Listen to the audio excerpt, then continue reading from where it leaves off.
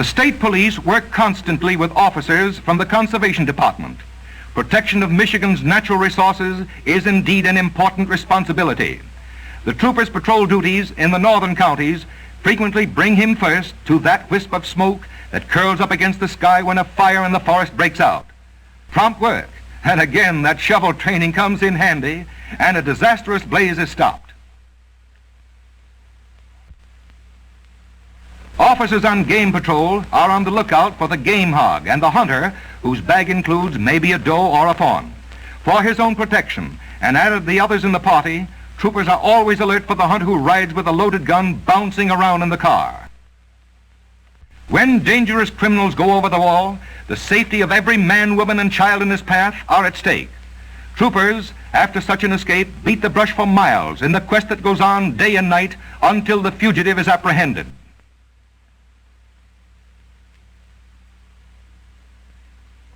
Assistance from the state police is not confined to rural areas and villages, but extends to larger communities where an emergency taxes local resources beyond their limits. Local police and firemen, working against great odds in this major emergency, were ably assisted by state troopers in saving the lives of those overcome by smoke during a disastrous department store fire. Trapped by the billows of smoke and fumes that were driven ahead of lashing tongues of flame, more than a dozen firemen volunteers were carried from the building. Going in for them made victims of some of the would-be rescuers. State police training schoolwork includes instruction in firefighting and in this type of rescue and first aid work. There's the scream of brakes, the lights of an automobile swish in a mad arc against the blackness of the night. Then a crash, the shatter of broken glass. Other cars zoom down the highway toward the scene. They whirl to this side and that, and occupants crowd curiously around the scene. The stage is set for more crashes as cars bear down out of the night on the congestion. State troopers appear. A lane is opened up. Traffic is moving.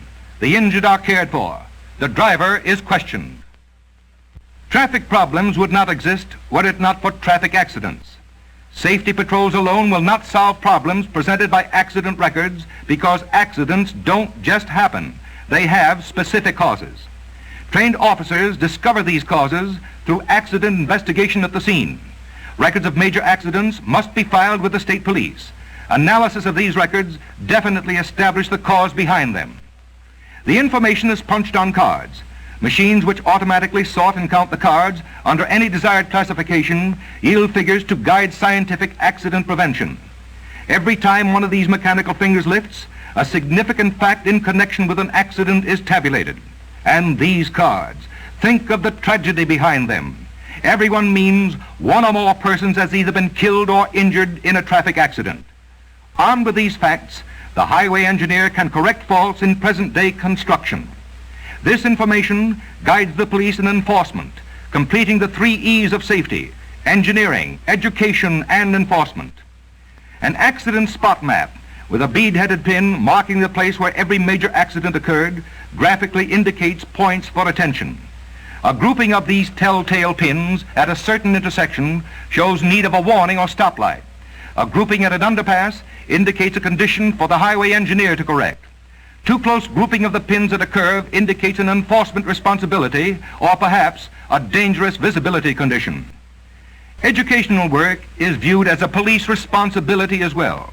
Friendly chats with youngsters of the rural schools on the safe way to cross streets and walk on the road to school pay dividends, as do more formal presentations of the subject in classrooms. Records of every driver in Michigan are on file. When Mr. Driver appears every 3 years for renewal of his driving license, his record is checked. Is the record clean? Have his accidents and his violations over the years been minor ones? If they have, the new license is granted. But has he been in several accidents in which he has been at fault?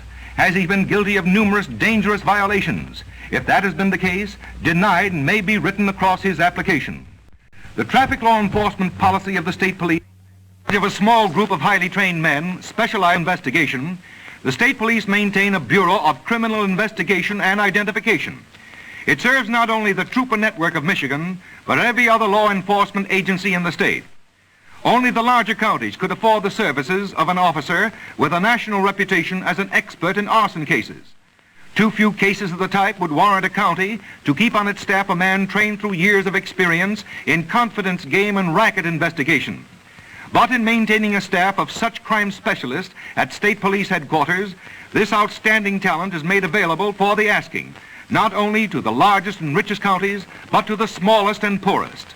With more than 1 million criminal fingerprint records, the Michigan Identification Bureau is second only to the Federal Bureau at Washington. This vast file figures conspicuously in the solution of thousands of crimes every year. When troopers answer a call involving the burglarizing of a safe of a grain elevator in a rural area, they first direct a search for fingerprints that may have been left by the robbers. If his careful inspection discloses latent prints, extreme care is required in preparing them for photographic copying. They are first dusted with a very fine grained powder of a contrasting shade to the surface where they appear.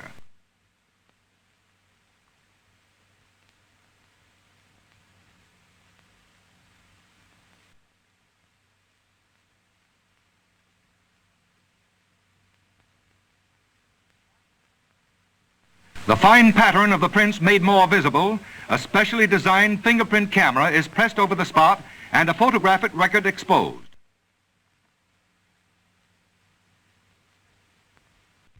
This negative is delivered to a fully equipped photographic laboratory, where it is processed by an expert.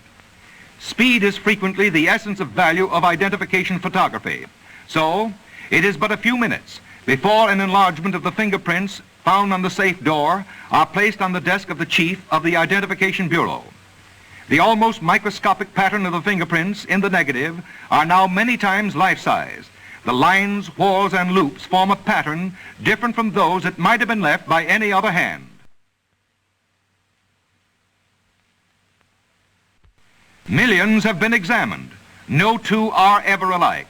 The bureau chief makes a record of the print and turns it over to a fingerprint expert for classification. Search for possible identification is first made in the single fingerprint files. These records contain an individual fingerprint record of each of the 10 fingers of criminals previously fingerprinted.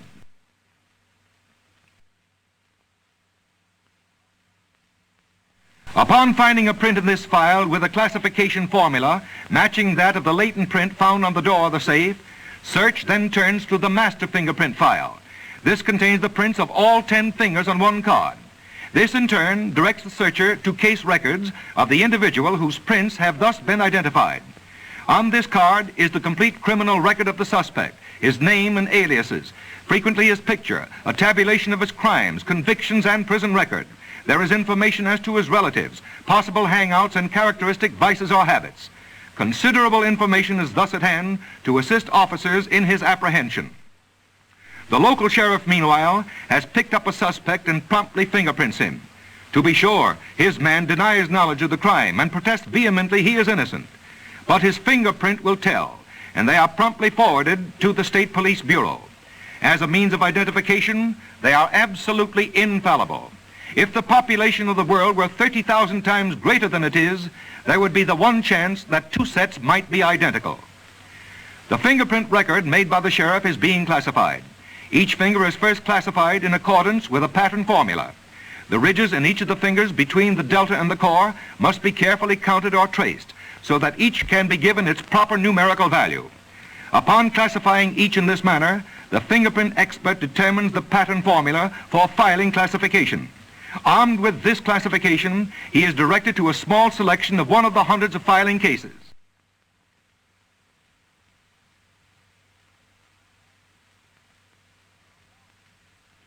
There are more than 1 million fingerprint records in these cases.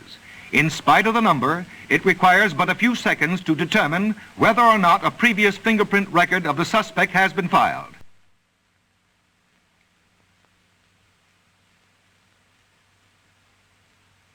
The two cards are placed in the comparograph. The life-sized prints thus become huge pictures. The points of comparison in the two sets of prints become readily available for inspection. Note how the needles move from one point of comparison to another.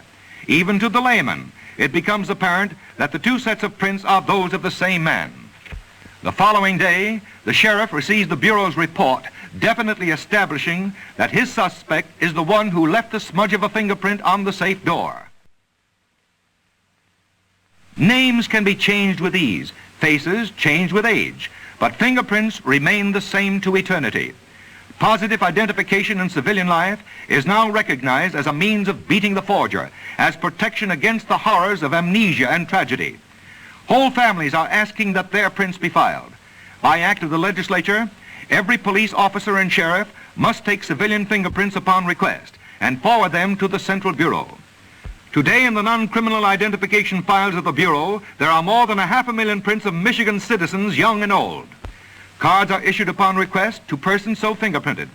These are probably the most complete identification record ever designed. Scientific identification of handwriting is of immeasurable value to peace officers of the state in the investigation of crime as it relates to questioned documents, forgeries, and threatening letters. This is one of the centralized services maintained at State Police Headquarters for the benefit of all law enforcement agencies of the state. In recent years, the handwriting expert has played an amazingly important role in numerous sensational criminal cases, both in this state and in trials of national interest. Much of this same value attaches to findings in the scientific laboratory. The toxicologist is the star witness in the poisoning case. The laboratory technician finds whether the stain is blood or rust. He tells you whether that is a human hair or from the coat of an animal.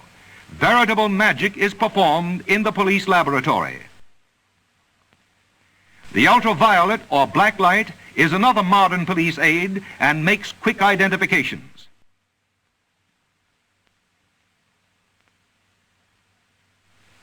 Old-time methods of obtaining confessions have disappeared from the modern police department. Replacing them is scientific equipment such as this. The popular name of this apparatus is the lie detector. Officially, it is the polygraph. This delicate instrument in the hands of trained operators does not perform miracles, but in measuring respiratory and heart action of the human body, it tells plainly whether the replies to the operator's questions are true or false.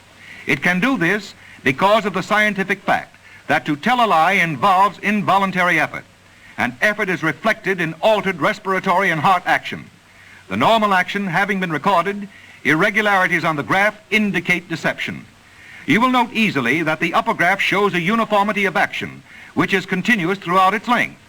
In contrast, the lower graph shows marked irregularities indicating deception. The polygraph has proved invaluable in police work.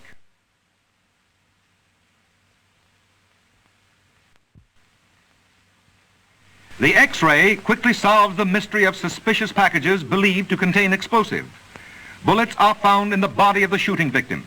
The state police find hundreds of uses for its uncanny faculty of disclosing things thought hidden.